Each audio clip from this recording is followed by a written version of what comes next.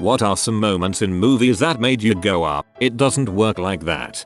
Rolling out of a speeding car. Nah man, you're about to look like you made out with a cheese grater. Also related to cars in movies, not every car is easily driftable. Don't you dare bulls me, Mr. Hitman's Bodyguard, into believing that you can drift a Ford minivan in the same way as Ken Block. My dad was a pipe engineer for 35 years. Every time he watches the Titanic, when Jack is handcuffed to the pipe, he has to point out to everyone in the room how the curved elbow pipe in the shot didn't exist at the time. The correct setup should have been two straight pieces soldered together to make a corner pipe. I love him and his obscure dad facts. Here's one you can give back to him. In Back to the Future, when Marty plays with the band at the dance in 1955, he's playing a Gibson 345, which didn't come out until 1958. Almost any scene involving someone being shot or stabbed. I've been in IT for 35 years, so dang near every movie that has any tech in it has some stupid crap. It's even more irksome when they could have been accurate, but didn't. People in movies being scientists, meaning they are good at all forms of science, biology, electrical engineering, physics, programming, communication protocols, advanced mathematics, hacking, robotics. Sure, you could have some knowledge in all of those fields, but specializing in just one of them takes decades. These characters are usually wizards in all fields. Pretty much any scene that involves biologists. Look, the DNA is a perfect match as the computer superimposes two identical graphics that are basically just the symbol for DNA. And the fact that it takes them a few seconds to get the results. Avalanches, particularly when someone gets buried and then just bursts out of the snow unharmed. Avalanche debris sets like concrete, you're not getting out without help. And most deaths injuries occur from being bashed up during the slide, so you're not likely to emerge unscathed if it's big enough to bury you. A fake trauma occurs from terrain traps, not necessarily the size. In NA, more deaths are from trauma, whereas in Europe, where above treeline terrain is much more accessible, fatalities are typically deep burials. Also, sound triggering avalanches is a big one.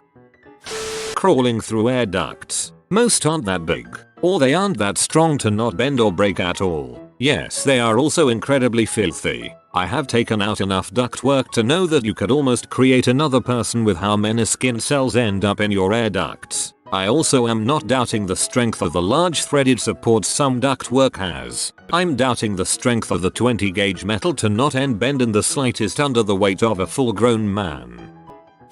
Pumping the shotgun every time you mean business. You're just ejecting fresh shells onto the floor.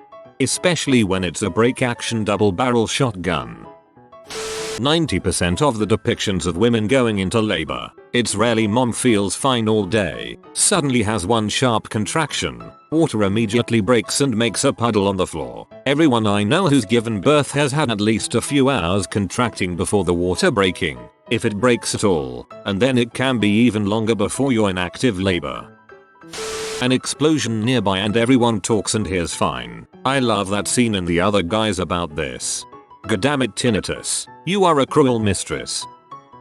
Our hero is beaten, stabbed and shot. Next scene, he wakes up bandaged in the hospital. Within seconds, he yanks out all the tubes and wires, jumps out of bed, finds his suddenly clean clothes, and rushes out to continue his quest. In the next scene, he's full of energy as he pursues his foe, and while his face may have a single scratch or bandaged cut, usually above one eye, there's no sign of what would ordinarily be a yellow-purple swollen pulpy mess with blood-red eyes. In Interstellar, when they have combines running through a field of green corn, they spent a ton of time getting little details of astrophysics right, then fell flat on their face in the depiction of farming. And the best part is, I read somewhere that they actually did grow and harvest that corn to pay for some costs of the movie, so it's not like they didn't know how harvesting actually works. Every time they perform CPR in a movie, bonus points if the victim wakes up immediately and is totally fine and talking. 5 seconds of chest compressions. Oh no, it's not working. Stops chest compressions. Victim looks really dead. Blurf. Water vomit geyser. Eyes open. etc. Weeping hugging bath fest reunion. It's always a pet peeve of mine when in movies, they are working on a computer and the thing is constantly chirping and beeping with some kind of dumb sci-fi looking interface to it. Like dude, we all have computers now. We all know software doesn't do that, and if it did it would be annoying as heck. I've even seen scenes, can't remember which movies, where they are clearly using Photoshop or something similar and it's constantly making little sci-fi noises. Or the classic hackerman. 5 seconds of rapidly pressing random keys, typing something that's not even into any kind of input, pop-ups appearing faster than the human eye can follow. I'm in. All the movies with science babble in them, or tech babble, all of them. At least it's pretty funny. Just stick dark energy or quantum physics somewhere. The quantum dark energy is spreading to his butt, hacking is babbling about I'm in, and you always have to trace the source. I'm pretty sure I'm in his hentai collection. Tracing the sources now. I watched a movie once where geologists ignored signs of a massive natural disaster, blaming it on sensors. Tell me if I'm wrong, but I feel like real scientists don't hesitate to double check. Seems like scientists ignore sensors in a lot of movies. Dante's Peak, The Day After Tomorrow, Spider-Man, and 2012. I'm specifically talking about The Wave. When a baby is born and it's a beautiful, squeaky clean 3-6-month-old twice the size of a newborn. They are tiny, goo-covered, swollen purple aliens eye roll. There's an episode of Royal Pains where a girl gives birth and this child they decided to be the newborn is, I swear, literally a toddler. It's so bad I can't even be angry, it's just hilarious. It's season 7 episode 8. I'm having trouble finding a clip though. Any CPR scene ever. After 10 seconds of barely any depth to the compression and slow CPR, the person is revived. It's a miracle. Which, it would be. There was a scene in the G.I. Joe Cobra movie where they torpedo icebergs, and then they sank. Yeah, ice doesn't change its density to be heavier than water just because explosions. I have the perfect scientific explanation for this. That movie sucked. When someone dongs the hammer on a Glock. When they pull the fire alarm, and the sprinklers set off. When a lighter sets a sprinkler off, it will, and all the heads go off. Each head is independent of all others, and set off by heat. Can also be set off by running into it with a scissor lift. Cough cough. Looking at you drywallers. When hackers just spam random letters to hack. Open command prompt, change color to green. Random prompts, hacking.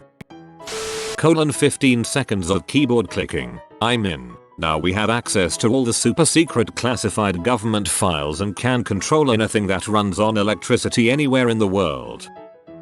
One that always gets me is when medical professionals shock a flatline heart rhythm.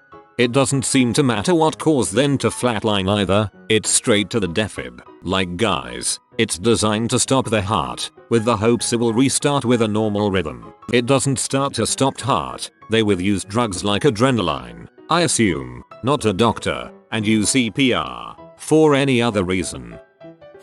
Basically anytime they show lab work being done, they either don't wear PPE, or they do wear it but don't wear it properly, or for the right things. Food beverage chewing gum in a lab is a big no. If some character in a drama TV show walked into my lab demanding results, the first thing I'd do is give them safety glasses. Anytime someone is wearing rubber latex nitrile gloves that are way too big, especially when dexterity is important, they could just flap their hand and it would fly off. It's useless. Drives me nuts.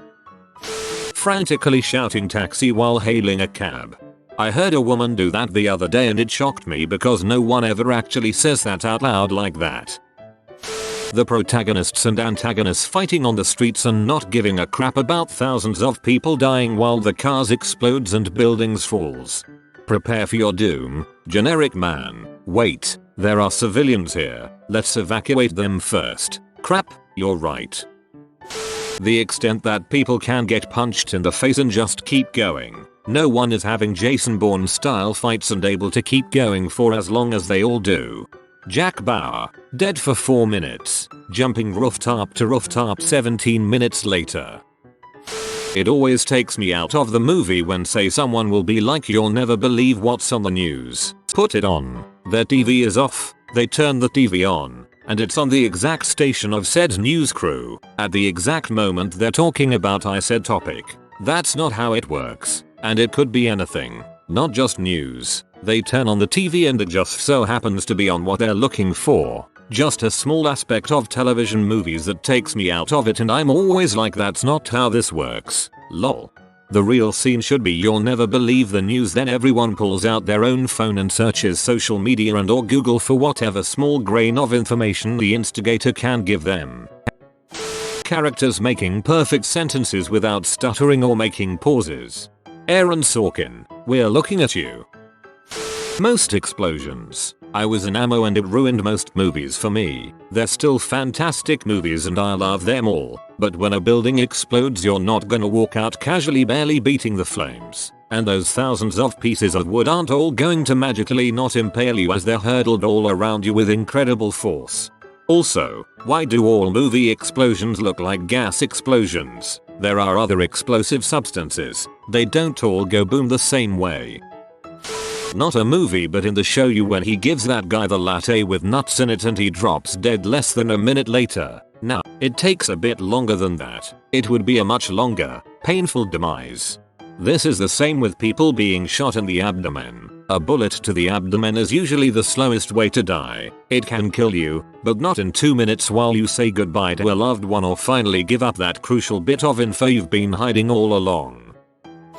That thing where a tech lab procedure suddenly takes half the time because someone offers to pay more. I know, if it needs to be centrifuged for 24 hours it's still going to take 24 hours even with 100k on the table. Also not as jarring, but everyone always wakes up with perfect makeup and no one ever seems to clean their face. Even better than that, someone goes through an incredibly strenuous and lengthy ordeal and still has perfect makeup. Watched something recently where a woman came back from being held captive in the Middle East as a prisoner of war for 10 years, and as she was carried, on a stretcher, off the military plane she looked like she was about to go to the Oscars. Full contouring. When someone shoots 100,000,000,000,000,000,000,000 bullets with a single magazine in a pistol, but then it runs out when they have an actual shot at someone. I count 6 shots. I count 2 guns. Pretty much any scene where there's some magic computer program that turns blurry, heavily pixelated images into razor sharp photos? Yep, that doesn't exist. Enhance. Movies set a long time ago trying to emulate people from 500, 2000 years ago, but they all have perfect skin and white teeth. Maybe it's because of how sensitive I am about how awful my teeth are, but I've really begun to notice how everyone in a movie has perfect teeth unless they are a prisoner of some kind. Prisoners apparently never brush their teeth, but everyone else on Earth does, and flosses, and it's all pearly white. The way people in the military talk in movies just kills me. I don't care so much about getting some details wrong, and these days the advisors seem to do pretty well with keeping it realistic enough to pass. But no military advisor can help bad dialogue. I'll put it this way, actors are so bad at being convincing military members. Liam famously did the role himself in Full Metal Jacket after being initially hired on only as an advisor. Specifically, it's all of the stupid crap writers think we say to each other. No one will ever ask permission to speak freely, they just freaking speak. We don't salute constantly. It's used as a greeting, not something we do as we leave to carry out orders. We are not that formal. It gets ridiculous watching these actors talk like robot people and overuse jargon. Like, I'm not using brevity code in normal conversation, unless I'm being a smartass. Military people just talk normally. Formality is pretty much limited to ceremonies, when you're in trouble, or if you are addressing people way senior to you in some kind of formal setting. Even then, plain speak is more common than over-the-top sandwiches and out-of-place jargon. The amount of time between responses in phone conversations. Hi mom. 1.37 seconds later. What do you mean Larry and his ferret were hit by a scooter in Moscow? Telling co-workers to cover your shift on the fly, like okay, like I don't have to run it by the manager and the manager doesn't have to do a whole bunch of computer crap beforehand to fix the hours up. I've worked in the service industry most of my career and this has always bothered me. That, and the bookstore clerk living in $1 million loft in the city. EpiPen usage. You have to call the ambulance or rush to the hospital after administering it. EpiPens are not a magical fix, they simply buy you enough time to get to medical care. It bothers me relentlessly when movies show someone being given an EpiPen and they just take a big gulp of air and go back to eating dinner like nothing happened. Sorry if someone has already commented this, I didn't want to scroll through all of them. Chloroform. It takes several minutes to knock you out, and you won't be out for that long. I promise I know this because we use chloroform to clean stuff in the lab by internet, and my advisor told me this, in case the FBI is reading this. Not to mention the concentration of chloroform needed to knock someone out has to be extremely precise and depends on the person's body weight and such. Too little and there's no knockout, too much, and you have a corpse instead of an unconscious body.